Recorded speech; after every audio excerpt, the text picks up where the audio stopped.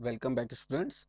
आज हम डिस्कस करने जा रहे हैं लिंक लिस्ट, जो डाटा स्ट्रक्चर का one of the sub most important topic है। यानी कि अगर हम एक टॉपिक की भी बात करें डाटा स्ट्रक्चर के अंदर जो कि सबसे इम्पोर्टेंट है, then definitely link list will be one of them.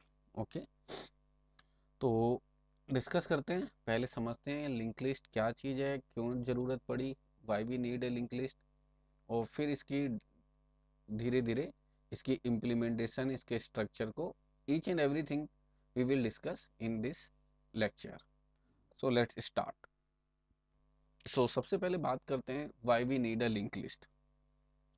Link list समझने से पहले, लिंक लिस्ट की नीड समझने से पहले, सबसे पहले हम ये डिस्कस करते हैं कि जो लिंक लिस्ट से, तो वो कॉन्सेप्ट जिसकी मदद से, जिसकी वजह से लिंक लिस्ट की इंपॉर्टेंस बढ़ती है, पहले उसके बारे में बात करते हैं।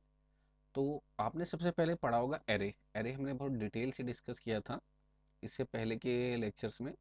तो अगर हम एरे पे वापस जाते हैं और ये रियलाइज़ करते हैं कि why we need an array, तो हमें समझ आएगा कि एरे की नीड इसलिए क्योंकि मल्टीपल और एक से ज़्यादा एलिमेंट को, यानी कि मल्टीपल एलिमेंट्स को एक साथ स्टोर करने की हमें जो पावर देता है, सिंपली वो एरे है। ठीक है, बहुत ही लेमन डेफिनेशन है। अब अगर हम बात करें कि what are the limitation of array, तो इसको बहुत अच्छे से एक एग्जांपल से समझते हैं। कि मान लीजिए आपने एक एरे ही बनाया, एक एरे क्रिएट किया, और एरे का साइज था फॉर एग्जांपल 5 एलिमेंट, यानी 0 इंडेक्स 1 2 3 एंड 4। एरे का साइज था 5 इंडेक्स, यानी कि 5 इंडेक्स तक एरे का साइज 5 है। तो इस एरे के लिए हमने एक एरे का साइज डिक्लेयर किया, किस टेक्निकली सिंटैक्स इंट। मान लीजिए एरे का नाम ए था, तो इसे कैसे डिक्लेयर करेंगे, इंट ए 5। इस तरीके से हमने ये एरे डिक्लेयर कर दिया। एरे की नंबर इंपॉर्टेंट नहीं है यहाँ पे, इसका साइज इंपॉर्टेंट है जो कि हमने यहाँ पे डिक्लेयर किया। तो ये क्या बन गया, हमारा साइज। ओके, तो जब ये कंसेप्ट आ गया पिक्चर के अंदर, तो इसका मतलब है एरे का साइज फिक्स हो गया, अब आप इसे चेंज नहीं कर सकते।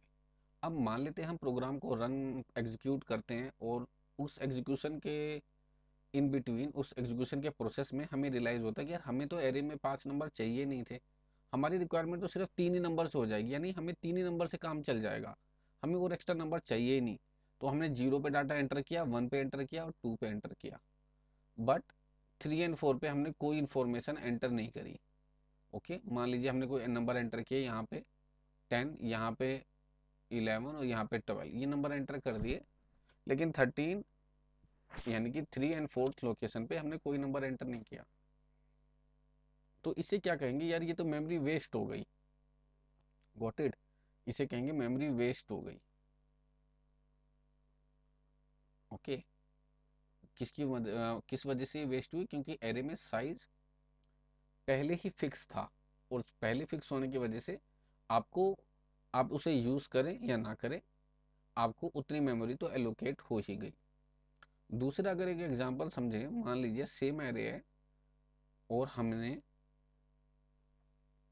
अगेन इसका साइज भी 5 है क्योंकि एरे सेम ही है, और इस केस में हमें जो जितने नंबर भी स्टोर करने हैं वो मान लीजिए 10 है, यानी कि आपको 5 नंबर स्टोर नहीं करने, 10 स्टोर करने हैं।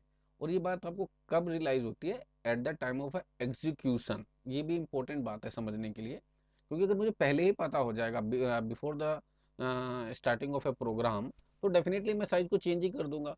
यानी कि इन एग्जीक्यूशन प्रोसेस के दौरान, इन एग्जीक्यूशन मुझे ये रियलाइज होता है कि यार मुझे 5 नहीं 10 एलिमेंट एक्चुअल में चाहिए थे, मुझे 10 नंबर को स्टोर कराना था, 10 नंबर्स को। ठीक, जब ये 10 नंबर्स को स्टोर कराना था, तो फिर ये बात रियलाइज हुई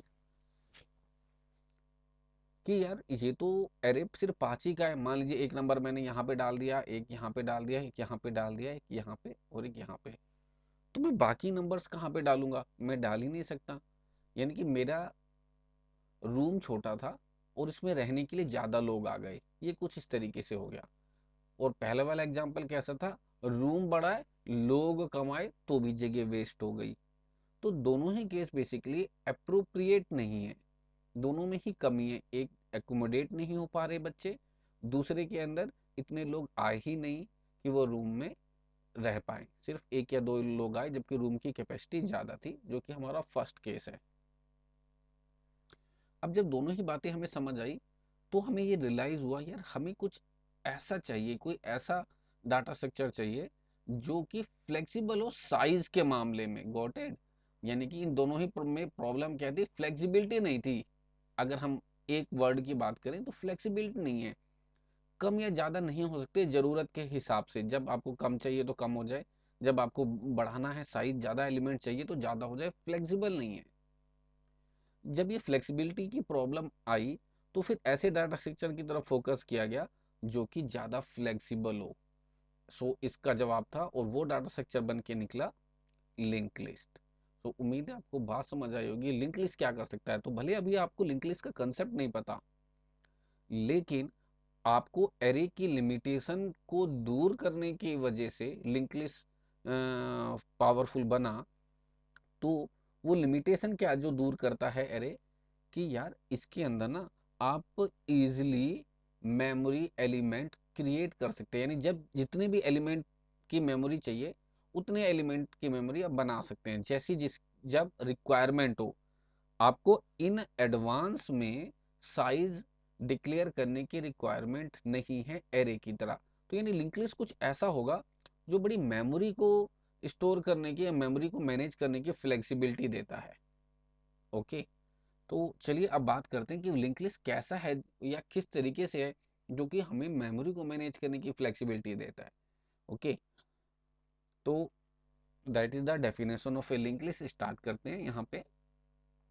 सो a link list is a linear data structure, point to be noted, in which the elements are not stored at continuous memory location।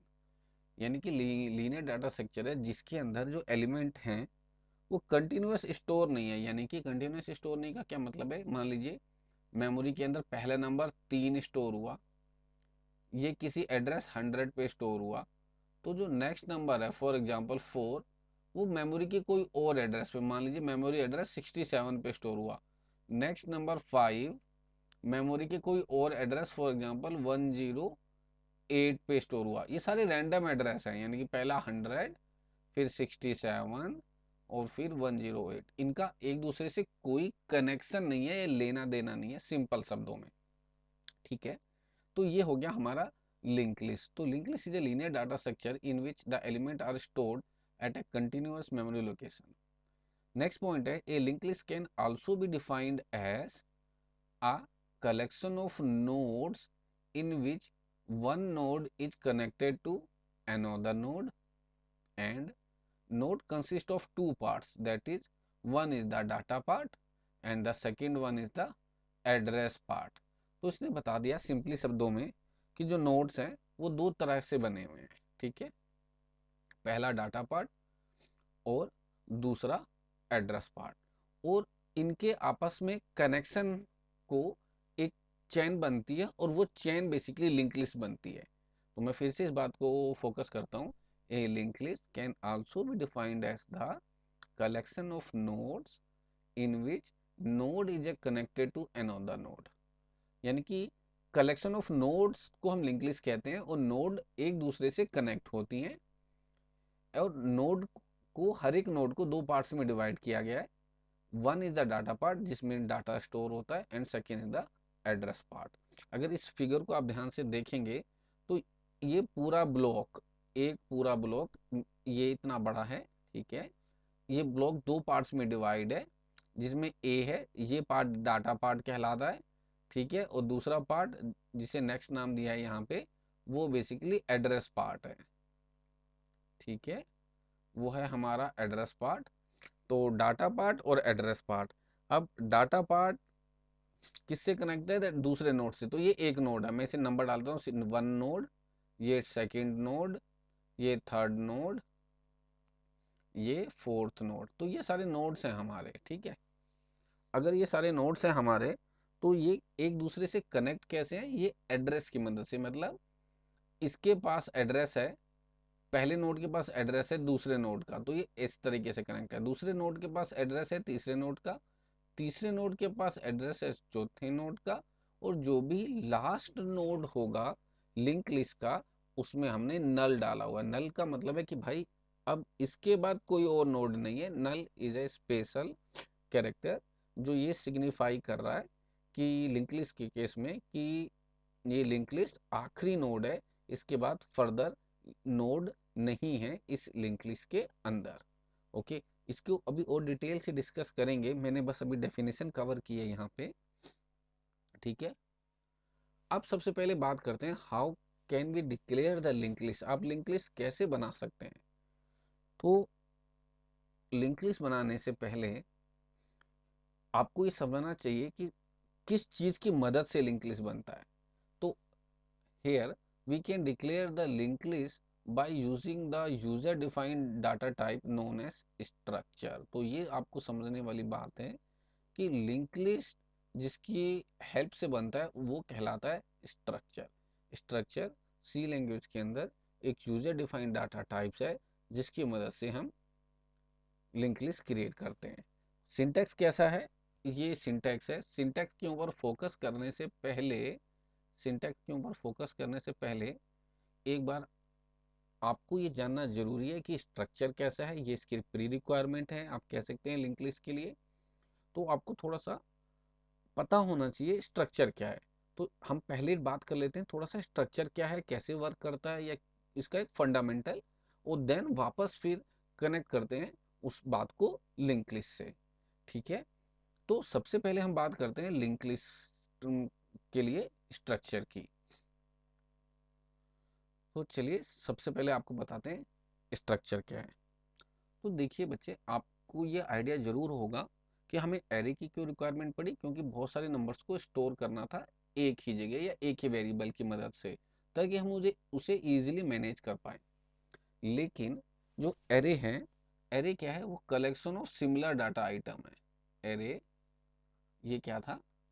Collection of, simply collection of similar similar data type elements. Okay, ये तो हमारा array है। अब structure क्या है? Structure को समझिएगा। Similar का मतलब है कि एरे सिर्फ अगर इंटीजर नंबर स्टोर कर रहा है, यानी कि for example one number is 3, another is 6, another is 7, तो ऐसे नंबर तो स्टोर कर लेगा। लेकिन ऐसे नंबर स्टोर नहीं कर सकता जहां पे जो सिमिलर डाटा टाइप नहीं है, होमोजीनियस नहीं है डाटा टाइप। फॉर एग्जांपल एक नंबर है 3.1, दूसरा नंबर है 6.2, अगला एक कैरेक्टर है मान लीजिए ए, यानी ये तीनों ही अलग अलग डाटा टाइप्स के होंगे।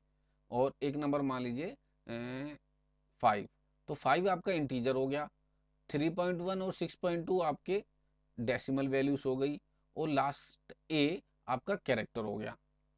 तो क्वेश्चन ये आया, क्या कोई ऐसा डाटा टाइप पॉसिबल है जो कि अलग अलग डाटा टाइप्स को कंबाइन कर सके? एरे कंबाइन तो करता है, बट वो सिमिलर डाटा एलिमेंट्स को ही कंबाइन करता है, डिफरेंट डिफरेंट को नहीं। तो इस रिक्वायरमेंट का जो आंसर था वो था स्ट्रक्चर। तो मैं एक एग्जांपल से आपको एक्सप्लेन करता हूँ। मान लीजिए स्ट्रक्चर मुझे बनाना है, तो मैं पहले कैसे बनाऊंगा? पहले सिंटेक्स बनाता हूँ, फिर उसको एक्सप्लेन करूंगा। तो स्ट्रक्चर बनाने के लिए आपको कीवर्ड लिखना है स्ट्रक्ट, STRUCT, स्ट्रक्ट। उसके बाद स्ट्रक्चर का नाम, फॉर एग्जांपल स्ट्रक्चर का नाम मैं रखता हूँ स्टूडेंट, STUDENT, स्टूडेंट। ठीक, ये कीवर्ड है, इसकी रिक्वायरमेंट पड़ेगी ही पड़ेगी। ठीक है, इसको तो आपको लिखना ही लिखना है। देन स्टूडेंट, ये नेम है स्ट्रक्चर का, इसकी जगह पे आप जो भी स्ट्रक्चर का नाम रखना चाहें आप रख सकते हैं। तो मैं इसे कह सकता हूँ ये यूजर डिफाइंड नेम है। ठीक है, यूजर डिफाइंड।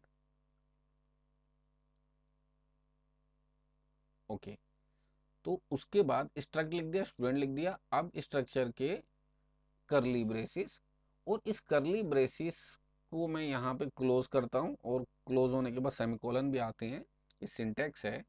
और इन करली ब्रेसेस के अंदर वो डाटा टाइप्स जो कि मैं एक ही स्टूडेंट के पॉइंट ऑफ व्यू से कलेक्ट करना चाहता था। मान लीजिए एक स्टूडेंट की क्या क्या इंफॉर्मेशन होती है, फॉर एग्जांपल उसका रोल नंबर होता है, ठीक है, इंट रोल, हम ऐसे लिख देते हैं इंट रोल। उसके मार्क्स होते हैं फॉर एग्जांपल, तो हम मार्क्स को हम फ्लोट में ले लेते हैं, फ्लोट मार्क्स। और उसकी फीस है, मान लीजिए फीस को भी हम इंटीजर में ले लेते हैं, तो इंट फीस, ठीक है। तो ये तीन डाटा टाइप हो गए, मतलब अलग अलग है, दो इंटीजर हो गए, एक फ्लोट हो गया। लेकिन ये तीनों किसके पास हैं? ये तीनों स्टूडेंट के पास है। तो जब भी मैं स्टूडेंट, अब स्टूडेंट क्या है? स्टूडेंट एक यूजर डिफाइंड डाटा टाइप की तरह है बच्चे।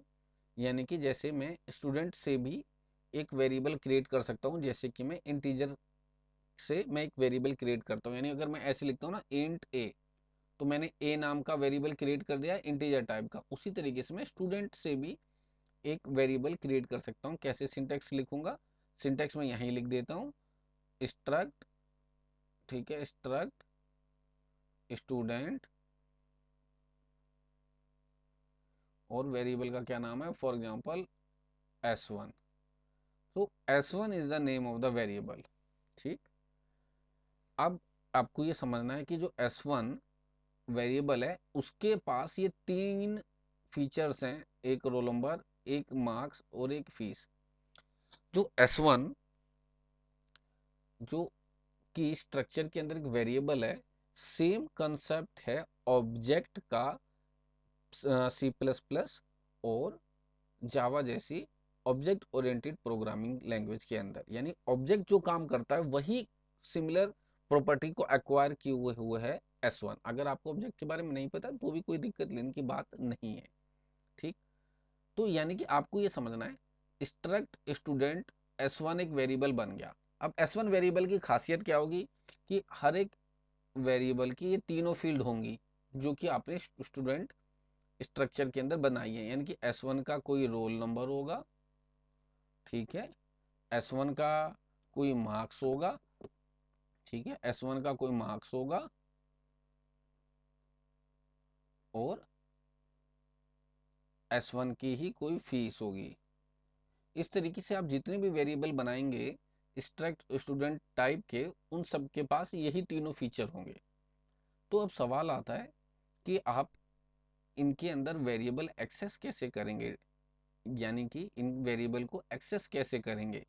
तो इनको एक्सेस किया जाता है बच्चे डॉट ऑपरेटर की मदद से। मैं आपको फॉर एग्जांपल, मुझे S1 के रोल नंबर में डाटा एंटर करवाना है, तो मैं ऐसे लिखूंगा S1, ठीक है, S1 dot roll, S1 dot roll equal to, for example roll number था उस बच्चे का 20, ओके, तो S1 डॉट रोल 20। इस तरीके से मैं इसको डिक्लेयर कर सकता हूँ। इसे इरेजर से क्लीन कर देते हैं, ठीक है, S1 डॉट रोल। यानी कि आपको ये देखना है कि S1 ऑब्जेक्ट ने रोल वेरिएबल को डॉट की मदद से एक्सेस किया, ठीक है। अब S1 सिमिलरली मार्क्स को भी कैसे एक्सेस करेगा? S1 डॉट मार्क्स, मार्क्स क्या हो गया? फॉर एग्जांपल 60.2 एग्जांपल, और S1 के ही फीस हो गई। S1 की फीस कितनी हुई? मान लीजिए फीस है इसकी 1000 रुपीज, ठीक। अब मैं इसे कैसे कह सकता हूँ? आप इसे ऐसे समझिएगा कि S1 नाम से एक स्टूडेंट है आपके कॉलेज के अंदर या स्कूल के अंदर। तो S1 का जो रोल नंबर है वो 20 है, S1 का जो मार्क्स आए हैं वो 60.2 हैं, और S1 की फीस कितनी है? S1 की फीस भाई 1000 रुपीज है। Got it? इस तरीके से आपने S1 को क्रिएट किया। अब ये S1 अगर अपनी किसी और फील्ड को एक्सेस करता है, ठीक है, चाहे रोल या मार्क्स या फीस फ्यूचर में, तो S1 डॉट लगा के बताएगा कि S1 का रोल इतना है, S1 के मार्क्स इतने हैं, S1 का फीस इतना है, ओके। अब इससे फायदा क्या हुआ, आप S1 के रिलेटेड सारी इंफॉर्मेशन एक अम्ब्रेला के अंडर लेके आने में सफल हुए हैं। Got it? you got success to bind every data type related to S1 in a single unit, and that single unit is nothing but a structure. Okay, अब बात करते हैं इसके आगे के कंसेप्ट की। तो इस तरीके से स्ट्रक्चर तो अपने फील्ड को एक्सेस करता है, पर क्या हो अगर आपको स्ट्रक्चर के अंदर एक पॉइंटर वेरिएबल भी एक्सेस करना हो। अब पॉइंटर वेरिएबल का क्या कंसेप्ट है कि वो एड्रेस को स्टोर करता है। मान लीजिए हमने एक ऐसे वेरिएबल को भी डिक्लेयर किया होता, struct struct student struct student, ठीक है, और एक वेरिएबल में क्रिएट कर देता हूँ पॉइंटर ptr, मान लीजिए ये वेरिएबल है। तो ये वेरिएबल की क्या पावर है, ये वेरिएबल क्योंकि पॉइंटर वेरिएबल है, इसका मतलब है कि ये किसी दूसरे वेरिएबल का एड्रेस ले लेता है। अब मान लीजिए मैं इसमें दूसरा वेरिएबल किसका एड्रेस डालता हूँ, S1 का एड्रेस डालता हूँ। तो एड्रेस डालने का क्या सिंटेक्स होगा, ptr address of S1, simple, S1 का एड्रेस ptr में चला जाए, ऐसे कह सकते हैं। ठीक है, यानी कि ptr की जो वैल्यू हो गई वो S1 का एड्रेस हो गया, ऐसे कह सकते हैं। ये दूसरा वे है बात को कहने का। अब जब ptr के पास S1 का एड्रेस आ गया तो इसका मतलब है एड्रेस की हेल्प से ptr भी उन्हीं फील्ड को एक्सेस कर सकता है जिन फील्ड को S1 डायरेक्टली डॉट ऑपरेटर की मदद से एक्सेस कर रहा है। अब कैसे कर सकता है, तो ptr क्योंकि एक पॉइंटर वेरिएबल है तो ये कैसे एक्सेस करेगा, with the help of arrow symbol. तो एरो सिंबल के लिए माइनस का सिंबल दबाइएगा और देन आप ग्रेटर देन का सिंबल दबा दीजिएगा, तो ये एरो का सिंबल बन जाएगा। तो जहाँ पे S1 रोल नंबर को या S1 अपने फील्ड को डॉट से एक्सेस कर रहा था, पॉइंटर वेरिएबल अपने फील्ड को एरो की से एक्सेस करेगा, यानी कि ptr डॉट रोल। ठीक है, फॉर एग्जाम्पल आप इसको प्रिंट कराना चाहते थे मान लीजिए, तो आप लिखेंगे प्रिंट एफ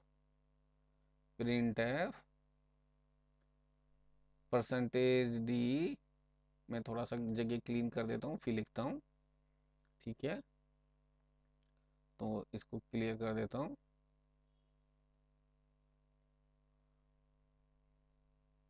और ऊपर लिखता हूँ इस जगह में, तो कैसे लिखेंगे, print f then percentage D. Okay, और ptr को किसको एक्सेस करना है, रोल नंबर को, तो ptr माइनस का सिंबल एरो और रोल, ये इस तरीके से ये एक्सेस कर गया। Got it? तो आपको क्या ध्यान देना है यहाँ पे, ये सारी बातें इसलिए बता रहे हैं क्योंकि ये डायरेक्टली वर्क करेंगे जब हम लिंक लिस्ट के अंदर स्ट्रक्चर बनाएंगे। तो पहले स्ट्रक्चर को तो पता हो तभी तो यूज करेंगे। So this is just a crash course. तो आपको ये समझना चाहिए कि स्ट्रक्चर की मदद से आप नॉर्मल स्ट्रक्चर की मदद से आप normal variable co dot operator की मदद से फील्ड एक्सेस करवाएंगे, और अगर वो पॉइंटर वेरिएबल हो तो एरो का सिंबल लगा के फील्ड को यानी कि इंफॉर्मेशन को एक्सेस करेंगे सिंपली। ठीक है, तो इसके ऊपर मैं आपको एक छोटा सा एग्जांपल डायरेक्टली रन करके भी दिखा देता हूँ ताकि आपको बात समझ आ जाए कि स्ट्रक्चर कैसे काम कर रहा है। तो चलिए आपको ले चलता हूँ डायरेक्टली अपने एडिटर के ऊपर। तो हम अपने डायरेक्टर के ऊपर आ गए, एडिटर के ऊपर आ गए। ये आईडी है कोड ब्लॉक की।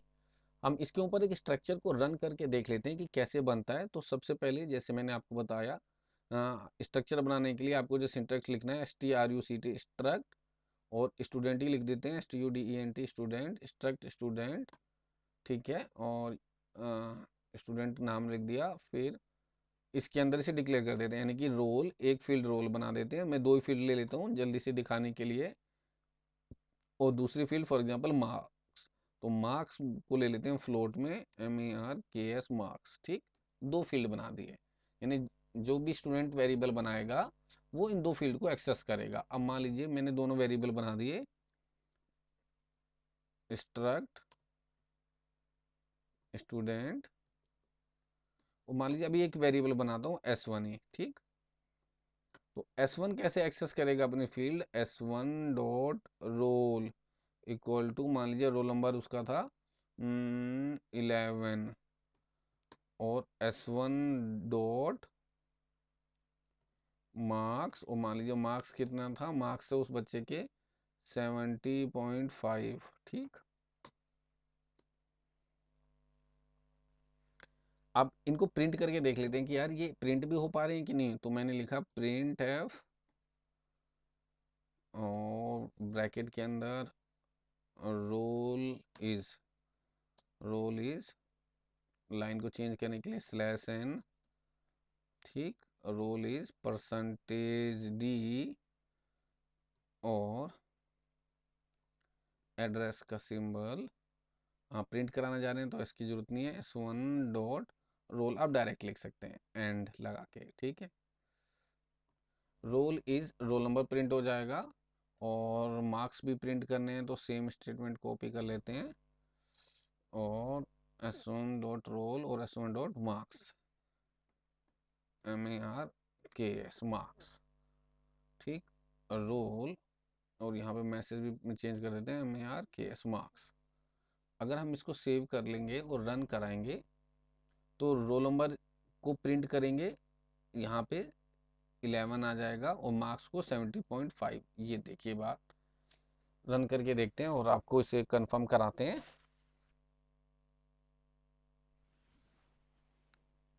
इट इज प्रोसेसिंग, और यहाँ पे आ गया मार्क्स, और मार्क्स में हमने परसेंटेज डाला, इसे चेंज कर देते हैं परसेंटेज F, क्योंकि फ्लोट है, याद रखिएगा एक्सेस स्पेसिफायर। और इसको एक बार फिर से रन करा देते हैं, स्लाइड ओपन हो गई, वापस चलते हैं, तो फिर से रन करा देते हैं, और ये रन करा दिया, और आउटपुट आ गया roll number is 11 and marks is 70.5, ठीक। तो आपने ये सीखा कि यार हम नॉर्मल स्ट्रक्चर ऐसे बनाते हैं, और हम किस तरीके से इसे एक्सेस करते हैं, ठीक। ये बात समझ आ गई। अब एक और यहाँ पे इंपॉर्टेंट बात है कि अगर इसी का पॉइंटर वेरिएबल बनाना हो तो अब आप कैसे बनाएंगे, तो आप ऐसे लिखेंगे पॉइंटर PTR, बस एक वेरिएबल बना दिया मैंने।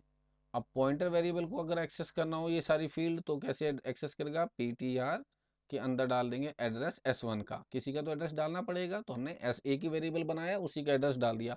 आप ध्यान दीजिएगा, पॉइंटर वेरिएबल किसी वेरिएबल के एड्रेस को ही स्टोर करते हैं। अब पॉइंटर वेरिएबल एड्रेस को तो स्टोर करते हैं, तो ये काम होगा कैसे। अब मैं रोल इज दोबारा प्रिंट करा देता हूँ परसेंटेज डी, लेकिन अब क्योंकि वेरिएबल का नाम है PTR कैसे एक्सेस करेगा, एरो का सिंबल, यानी माइनस के बाद ग्रेटर देन का सिंबल, और ये एरो का सिंबल बन जाएगा।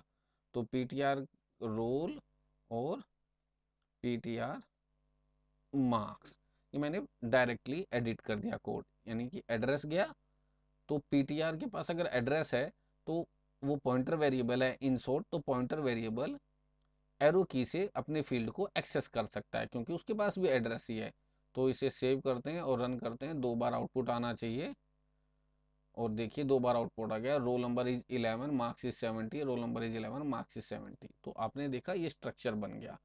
अभी आपको स्ट्रक्चर की एक और ब्यूटी ये ध्यान देनी है कि जब स्ट्रक्चर बनता है तो ये स्ट्रक्चर बेसिकली किस तरीके से बनेगा, ये दो स्पेस इंटीजर के लिए, अगर इंटीजर मान लीजिए 2 बाइट में स्टोर हो रहा है, और 4 बाइट का स्पेस, फॉर एग्जांपल अगर फ्लोट 4 बाइट ले रहा है, एक साथ स्टोर होता है, ठीक है। मैं अगर इसे ओपन बोर्ड से आपके लिए आपको करके दिखा रहा हूँ कि इसका क्या मतलब हुआ exactly, just it is opening. तो ये जो कंटिन्यूस में जब ऐड होगा ना, तो जो ब्लॉक बनेगा, ठीक है, वो एक्चुअली में नोड कहलाया जा रहा है लिंक लिस्ट के अंदर। ओके, क्या कह रहा हूँ अभी दिखाता हूँ। मान लीजिए आपने क्या बनाया था, यहाँ पे यहाँ पे आपने बनाया था एक रोल नंबर और एक मार्क्स, तो मैं एज्यूम कर लेता हूँ मेमोरी में कहीं ये फील्ड बनी, जहाँ भी बनी होगी पहला हिस्सा मान लीजिए रोल नंबर के लिए एलोकेट हो गया। रोल, इसका नाम था ना रोल, तो इसका नाम रोल था। ठीक, दूसरी फील्ड किसके लिए एलोकेट हो गई, दूसरी फील्ड मान लीजिए मेमोरी की एक ही साथ, उसका नाम था मार्क्स। तो पहली फील्ड का नाम था रोल और दूसरी फील्ड का नाम था बॉस मार्क्स। तो दो फील्ड बन गई। आपको ये समझना चाहिए कि किस तरीके से दो फील्ड बनती हैं। अगर मैं इसको नोड कह दूं, पूरे वाले को नोड कह दूं, पूरा पूरा को नोड कह दूं, NODE, NODE, got it, NODE, this is a node. तो ये नोड कहाँ पे बना के, नोड मेमोरी में कहीं क्रिएट हुआ, जिसके दो पार्ट्स थे, पहला पार्ट रोल नंबर कहलाता है, दूसरा पार्ट मार्क्स कहलाता है। यही कंसेप्ट हम लिंक लिस्ट में यूज करेंगे, बट पहले पार्ट का नाम रोल नंबर की जगह लिख देंगे हम इंफॉर्मेशन पार्ट, डाटा पार्ट, और दूसरे पार्ट को हम लिख देंगे मार्क्स की जगह एड्रेस पार्ट। तो इस तरीके से हम इस कंसेप्ट को यूज करेंगे। तो ये है सबसे इंपॉर्टेंट बात थी यहाँ पे। तो आज के हम इंपॉर्टेंट लेक्चर में इतना हमने ये कंसेप्ट देखा और डिस्कस किया, और उम्मीद है आपको स्ट्रक्चर समझ आया होगा। अब हम जब इसको कनेक्ट करेंगे लिंक लिस्ट से, जो नेक्स्ट क्लास में लिंक लिस्ट का ओवरव्यू हमने किया, लिंक लिस्ट के बारे में बातें समझी, फिर देखा कि यार इसको बनाने के लिए स्ट्रक्चर जरूरी है, तो स्ट्रक्चर का बेसिक समझा। अब हम क्रिएट करेंगे और लिंक लिस्ट पे बात करेंगे फर्दर अपने नेक्स्ट लेक्चर में। तो आज के लेक्चर में इतना ही करते हैं, नेक्स्ट लेक्चर में मिलते हैं, तब तक के लिए tata bye bye, take care.